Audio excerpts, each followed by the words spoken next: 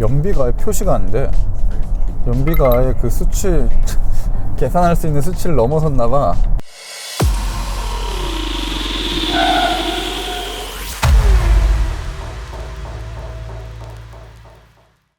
네, 안녕하세요. 모텔F 김상영입니다. 오늘 여러분들에게 소개해드릴 모델은 볼보 XC90입니다. XC90 중에서도 터보차저, 슈퍼차저, 그리고 전기 모터와 리튬이온 배터리를 사용하는 T8, 여기에 4인승 모델인 엑설런스 모델입니다. 이 시승차의 가격은 1억 3,780만 원이고요. 그 정도의 값어치를 하는지 지금부터 좀 살펴볼 건데요. 이 차는 플러그인 하이브리드 모델이기 때문에 연비에 대해서 조금 더 집중적으로 알아보도록 하겠습니다. 네, 이 차는 볼보에서 가장 고급스럽고 비싼 모델입니다. 물론 다른 브랜드도 이 정도의 고급스러움을 가지고 있는 SUV는 흔치 않아요. 일단 4인승으로 만들어져 있기 때문에 굉장히 편안한 뒷좌석을 제공하고 있습니다. 전동으로 시트가 조작되는 것은 물론이고요, 다양한 기능을 갖춘 태블릿도 넣을 수도 있고요, 이런 크리스탈 잔도 포함이 됩니다. 물론 이쪽에는 냉장고 시스템까지도 마련이 되어 있어요. 비행기를 연상시키게 하는 굉장히 견고한, 너무 견고하죠? 이 알루미늄으로 만들어져 있는 테이블까지도 갖춰 놓을 수 있습니다. 네, 정말 SUV의 뒷좌석을 이렇게 사치스럽게 꾸며놔도 될까라는 생각이 들 정도예요. 사실 이 차는 이런 것들도 굉장히 큰 특징이겠지만 플러그인 하이브리드 시스템이 적용된 모델입니다. 지금 이 센터 콘솔 안쪽에는 거대한 리튬이온 배터리가 들어가 있고요, 이 엉덩이 밑쪽으로는 연료 탱크가 들어 있습니다. 이 플러그인 하이브리드가 얼마나 효율적으로 도시를 달릴 수 있을지 이런 것들도 체크해보면 좋을 것 같은데요. 지금 여기 상암동에서 강남까지 기름을 한 번도 안 쓰고 왕복을 할 수 있을까? 이 테스트를 지금부터 시도를 해보려고 합니다. 예전에도 연비 테스트를 해본 적이 있는데 도요타 프리우스로 35km의 연비를 기록한 적이 있어요. 그래서 그 차는 하이브리드였고 이 차는 배터리를 조금 더 적극적으로 쓸 수 있는 모델이기 때문에 일단 불가능할 것 같지만 도전을 한번 해보도록 하겠습니다. 네, 저희는 상암동에서 강남에 있는 세텍 전시장까지 갔다 올 생각입니다. 네, 주로 자동차 전용 도로를 달리겠지만 일단 통행량이 굉장히 많은 오후고요. 트랙 컴퓨터를 전부 리셋을 하도록 하겠습니다. 배터리는 약 90% 정도 차 있는 상황인데 에코 모드를 사용해서 달리도록 하겠습니다.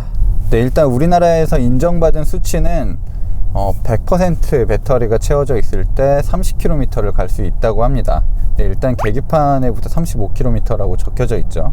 네, 많은 플러그인 하이브리드 자동차 뿐만 아니라 전기차도 우리나라에서 주행거리가 조금 상대적으로 낮게 책정되는 경우들이 많이 있습니다. 특히 유럽이나 일본에 비해서는 상당히 보수적으로 표시 연비가 체크되는 경우들이 있어요.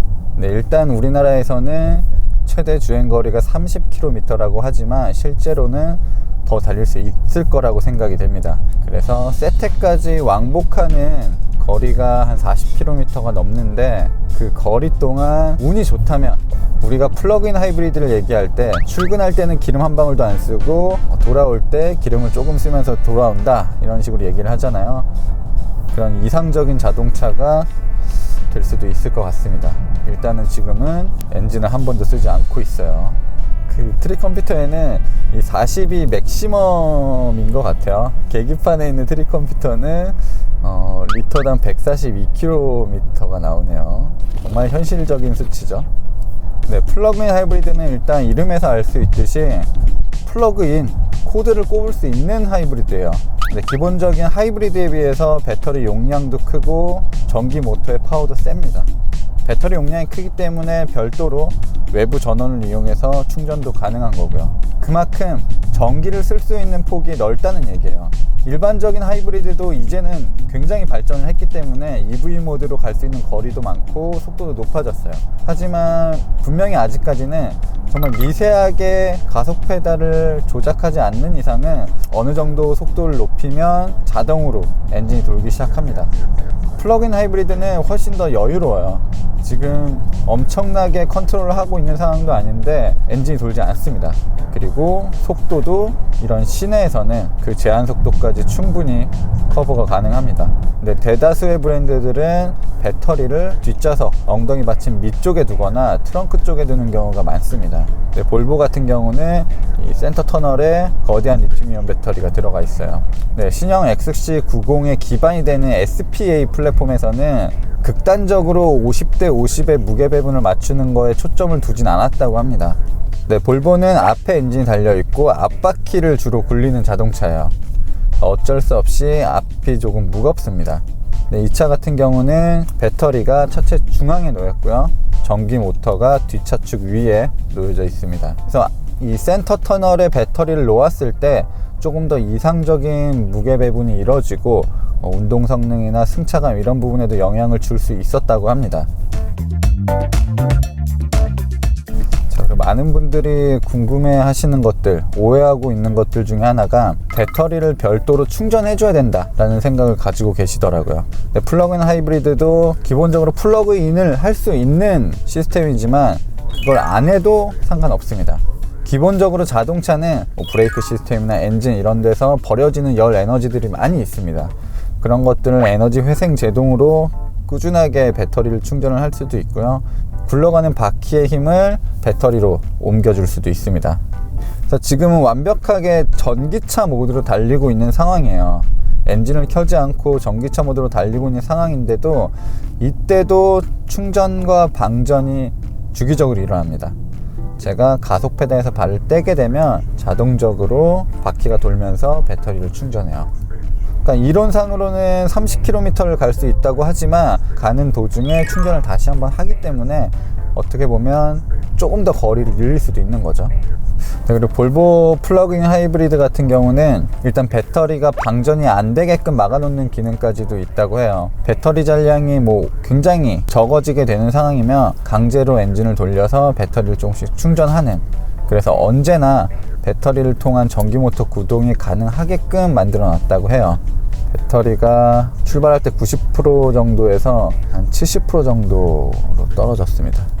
배터리의 잔량도 조금 더 눈에 확 띄게 볼 수 있게끔 만들어주면 좋을 것 같아요. 에너지 흐름도나 배터리 잔량 이런 것들을 더 명확하게 볼 수 있는 시스템이 마련이 되면 좋을 것 같습니다.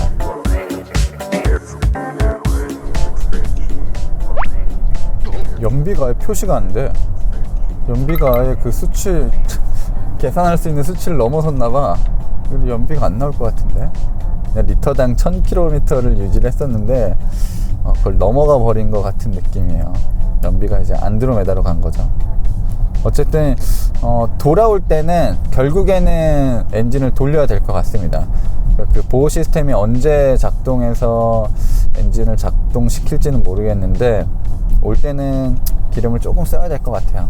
연비를 자동차가 표시할 수 없는 수준까지 끌어올렸습니다. 정말 배터리를 쥐어짜면서 왔습니다. 90%였던 배터리가 지금은 한 30% 정도만 남은 것 같아요. 연비는 이 40으로 나오지만 표시할 수 있는 최고점이 40이기 때문에 40으로 나온 겁니다. 그래프가 언제나 일직선으로 되어 있죠. 사실 이 그래프를 봐야 될 것 같은데 지금 전력을 보여주는 kWh가 나오죠. 자, 저희가 목적지로 정해놓은 세택 전시장이 바로 코앞에 있습니다. 자, 이제 세택 전시장에서 다시 출발했던 상암동으로 가보도록 할게요. 연비는 이제 측정이 안 되니까 좀 무의미한 것 같기도 하고, 원래 그 하이브리드 모델과 비교를 하려고 전에 프리우스로 측정했던 연비와 비교를 하려고 했는데 연비가 지금 표시가 되지 않기 때문에 무의미한 것 같고요. 어쨌든 그 당시에도 왕복을 진행했거든요. 제가 35km 정도 나왔고 강병희 선수가 44km 정도 나왔습니다. 그걸 좀 합산해서 생각을 한번 해보도록 하겠습니다. 이제 배터리로 갈 수 있는 거리가 11km 정도밖에 안 남았습니다. 제가 한 20km 넘게 달려왔기 때문에 분명히 중간에 엔진이 들어올 것 같습니다. 자, 운전한 지 1시간이 넘었고요. 배터리는 8km를 더 갈 수 있다고. 오, 아이 슬퍼라. 7km로 떨어졌네요. 전기 모드로 갈 수 있는 배터리 양이 1km 밖에 남지 않았습니다. 저도 궁금하네요. 이 배터리가 다 소진됐을 때 어떤 시스템으로 돌아갈지요. 이제 배터리가 다 닳았어요. 배터리로 갈 수 있는 거리가 표시되고 있지 않은 상황인데도 아직 엔진이 돌진 않았어요. 신기하네. 자, 이제 엔진이 돌기 시작했습니다. 엔진이 돌면서 연비도 떴네요. 이제 엔진이 도니까 바로 연비가 떴는데 연비 리터당 1000km 표시되고요. 90% 정도 있을 때 출발해서 한 34km 정도를 전기 모드로 달린 거거든요. 아마 100km 정도가 차 있다고 하면 도로 상황이 좋거나 뭐 온도 이런 것들이 맞춰주면 한 40km 정도는 충분히 갈 수 있을 것 같습니다. 자, 그래서 지금은 최대한 적극적으로 엔진이 앞바퀴만 굴려주고 있죠. 이러다가 배터리가 어느 정도 또 채워지게 되면 다시 EV 모드로 들어갈 수도 있을 거예요. 연비가 리터당 166km를 달릴 수 있는 자동차입니다. 보통 플러그인 하이브리드 자동차들이 주행 모드가 좀 어렵게 표시되는 구석이 있는데 볼보는 상당히 심플합니다. 에코, 평상시 주행, 스포츠 주행, 그리고 4륜구동. 4륜구동 시스템이 별도로 있는 이유는 뒷바퀴 조향과 앞바퀴 조향을 따로 해주기 때문이에요. 그래서 언제나 트랙션을 잃지 않기 위해서 뒷바퀴를 항상 굴려주는 시스템이 4륜구동 시스템입니다. 파워는 조금 다르죠. 파워는 힘을 내기 위해서 이 엔진과 전기모터가 같이 도는 거고요. 4륜구동 시스템은 이제 뒷바퀴의 트랙션을 확보하기 위해서 도는 시스템이에요. 차고를 높여서 약간 험로드 갈 수 있는 모델이기 때문에 오프로드 모드가 따로 있고요. 하이브리드는 그냥 오토라고 생각하시면 좋을 것 같아요. 그래서 굉장히 이 심플하게 이 메뉴를 잘 나눠놨습니다. 다른 브랜드들은 뭐 그 이름들이 어려운 경우들이 많고 이 메뉴마다 어떤 일을 담당하는지 모르는 경우들이 은근히 있거든요. 근데 볼보는 상당히 쉽게 주행 모드를 설정을 해놨습니다. 보통 하이브리드 모델은 이 EV 모드를 유지하기 위해서는 상당히 섬세하게 발 컨트롤을 해야 되고 오르막 전에 속도를 줄여놓으면 제가속하기가 쉽지가 않거든요.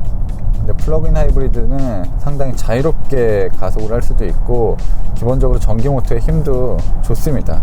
전기 모터만 쓰는데도 차가 상당히 경쾌하게 나가요. 100마력도 안 되는 전기 모터인데 말이죠. 저희가 출발했던 곳으로 다시 돌아왔습니다.